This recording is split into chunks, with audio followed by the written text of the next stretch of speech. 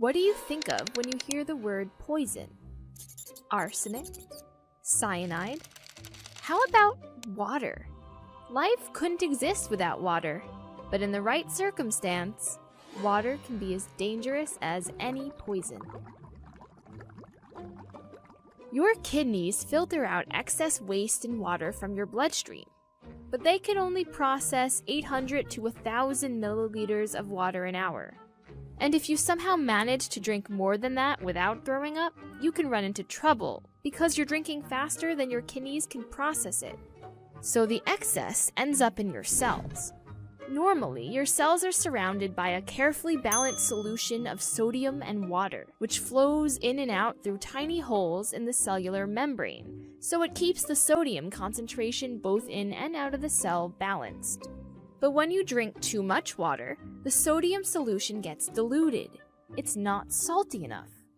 So some of that excess water rushes into the cell to restore balance, and that causes it to swell up.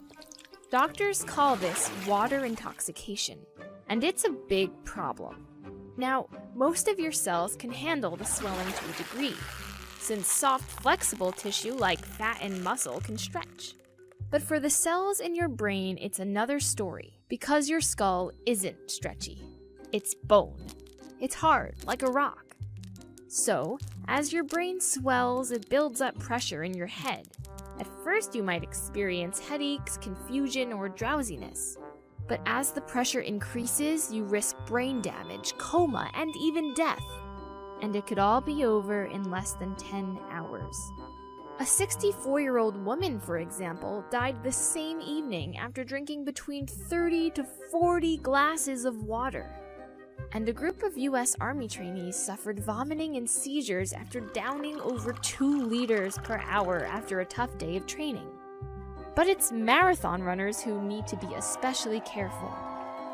A study found that 1 in 6 marathon runners develop at least mild water intoxication because the race stresses their body, including the kidneys.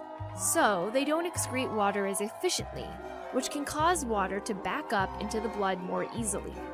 And the problem isn't unique to water. For example, the same thing can happen if you down too much beer at once. That's called potomania. The good news is, severe water intoxication is rare and is more likely to happen in people who have kidney issues, since they can't process water properly to begin with. Plus, there's an easy way to stay safe.